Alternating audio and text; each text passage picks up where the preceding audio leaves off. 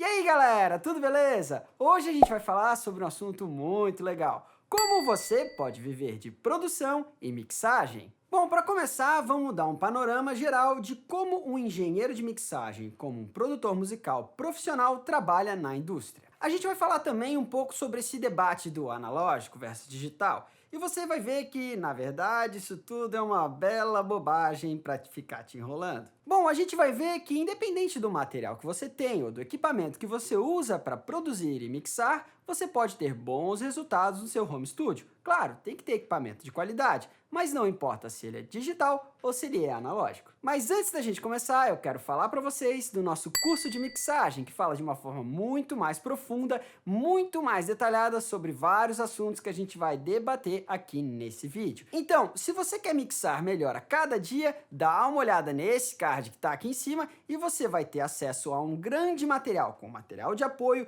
e 2 sessões de vídeos, uma sessão técnica e uma sessão prática, com todos os aspectos a respeito da mixagem bem detalhados, bem explicadinhos para você, todo esse material a hora que você quiser. Se você quer continuar estudando, você não pode deixar de checar cada uma dessas sessões e esse material. Na sessão técnica, eu exemplifico para vocês como vocês podem processar o sinal de diferentes formas. Tem diferentes tipos de sinal, de guitarra, de voz, de sintetizador, de diversos instrumentos diferentes, e vocês podem entender como é a tradição estética do processamento de sinal de cada um deles, tanto para sua mixagem quanto para a sua produção. Já na sessão prática, eu desmonto toda uma mixagem e mostro todo o processo que foi feito do começo ao fim da produção para chegar àquele resultado final. Então, corre lá, clica nesse card e não deixe de conferir esse material, que tem um material tão grande que você vai poder recorrer a ele diversas vezes para continuar estudando. Bom, agora vamos ao conteúdo do vídeo. A primeira coisa que a gente tem que entender é que para poder mixar e produzir, a gente precisa ter um conhecimento técnico e um conhecimento estético. Aí a gente precisa entender melhor o que exatamente é a mixagem. Porque você tem aí um monte de plugin, um monte de coisa no seu computador, você tem ali uma mixer, sei lá, uma mixer analógica da Behringer, ou mesmo uma Soundcraft, ou uma da Presonus, ou qualquer uma dessas marcas, e você não sabe exatamente qual processo você tem que assumir para poder mixar com um desses consoles, ou então in the box. Tecnicamente, a mixagem é nada mais, nada menos do que a soma de diversos canais. Mas peraí, se fosse só para somar, eu tinha um summing analógico e deu, acabou. Mas não é só isso. A gente tem a construção do discurso da música pela forma. Então você tem uma parte da música que dá um significado X, uma outra parte que dá um significado Y, e uma outra parte que dá um outro significado Z lá, que você vai explodir, que vai ser a parte final da música, uma emoção muito grande, coisa e tal. Às vezes, dependendo da música, ela tem um discurso narrativo diferente e uma mudança de emoção diferente pela parte da forma. Claro que eu expliquei isso muito melhor lá no curso, dando vários exemplos e mostrando como vocês podem construir essas mudanças de emoção pelas partes da forma. Então, basicamente, a mixagem é isso. Na prática, ela é toda essa construção que vocês podem ver com mais detalhes no curso. A segunda coisa muito importante que vocês têm que entender para poder viver de mixagem e de produção é a parte técnica do áudio. Então, mixar não é simplesmente construir um balanço, você tem que construir um discurso narrativo na música. E aí você vai ter que ter um conhecimento técnico das ferramentas de áudio e também dos fenômenos físicos que estão relacionados ao áudio, ou seja, da acústica, da eletrônica e do uso dos diversos equipamentos de áudio, sejam eles analógicos, digitais, etc., para chegar àquele resultado que você quer chegar no final das contas. Bem, não importa se o cara usa analógico ou digital, não importa se ele gravou com dinâmico ou com condensador, se ele gravou com microfone de fita, se ele gravou numa sala grande, numa sala pequena, numa sala com muitas reflexões primárias, sem reflexões primárias, o que importa é o resultado final. Faz um ponto aqui que depois eu vou falar um pouco melhor sobre isso. Bom, mas nessa parte técnica do áudio, eu vou dar alguns exemplos para vocês entenderem como é importante saber manipular os equipamentos e entender sobre os fenômenos físicos. Então, se você está lá numa sala, está gravando, pô, minha sala é cheia de primeira reflexão,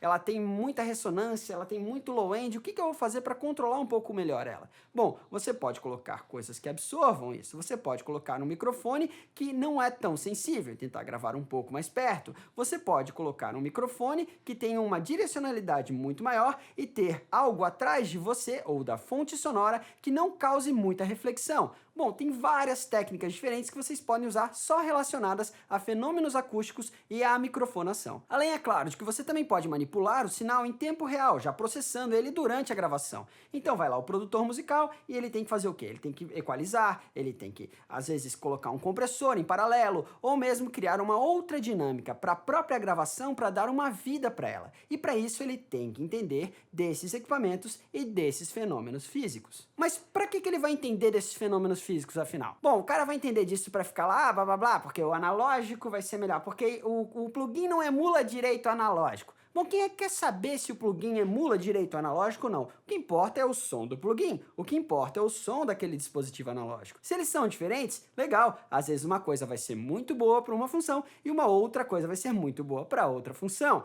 E isso é mais rico, na verdade. Então, ao invés de ficar pensando, eu vou usar analógico, porque se eu não usar analógico, eu não vou ter uma mixagem autêntica, porque é virtual, não é de verdade. Bom, você entende sobre DSP? Você entende sobre programação? Você sabe como o processador faz para processar todos esses dados e depois passar isso para um conversor, e o conversor mandar isso para um amplificador, e depois esse amplificador mandar para um speaker, para mandar para você o som numa sala X? Bom, se você não entende bem desses fenômenos, você não tem como ter uma opinião formada sobre esse assunto. Então, o fato é, escute.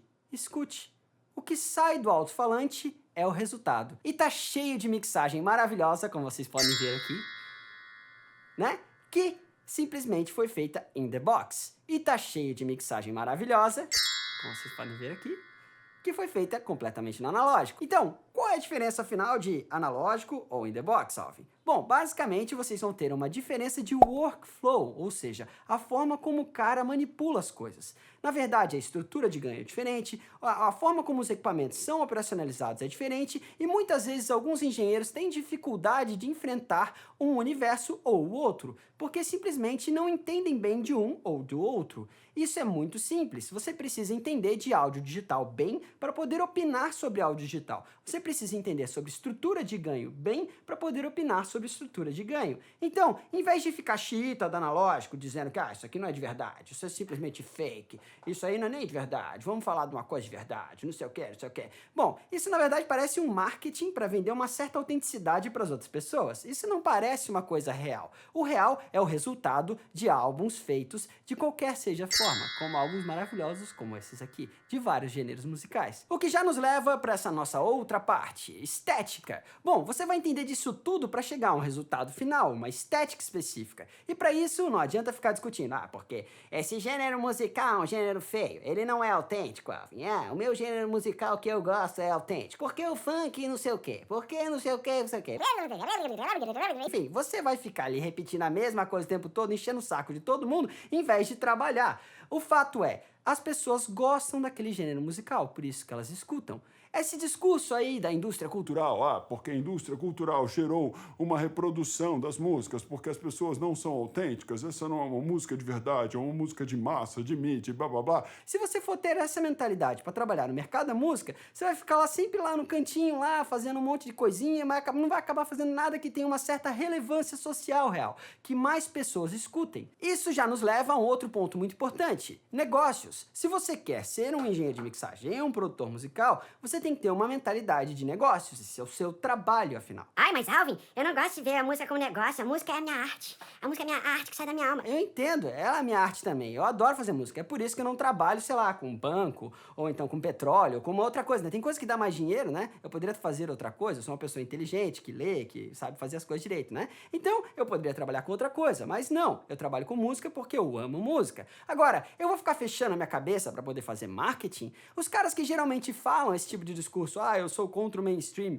contra marketing, contra não sei o quê. Geralmente esse é o marketing deles, galera. Esse é o marketing desse pessoal. Dizer que é autêntico, que é original, que ninguém é igual a eles. Bom, eu não gosto disso, então eu falo a real pra vocês. A questão é, nos dias de hoje você precisa sim ter um bom marketing. Você precisa vender a sua identidade, a sua marca, aquilo que você acrescenta a uma obra musical para chegar a um fonograma da melhor qualidade possível para um nicho, para um grupo de pessoas específico. específico. Então, às vezes, um grupo de pessoas não vai gostar daquela música, mas um outro grupo vai gostar, e é para aquele grupo que aquilo é feito. Ah, mas Alvin, e se eu não faço parte daquele grupo? Como é que eu vou fazer para poder mixar uma música que eu não gosto, que eu não curto? Bom, procura segmentar bem quais são os seus trabalhos e o que você sabe fazer e para quais públicos você vai trabalhar. Aí você tem que entender que tipo de música você gosta e trabalhar dentro desses gêneros. E não sair falando mal dos gêneros que você não gosta, ou que você não está preparado para mixar, ou que você não entende da estética o suficiente para entregar um trabalho com muita qualidade. É a mesma coisa que os caras do analógico falam do digital. Eles falam do digital porque eles não vão parar de se apegar às coisas, ou às vezes que os próprios caras fabricam,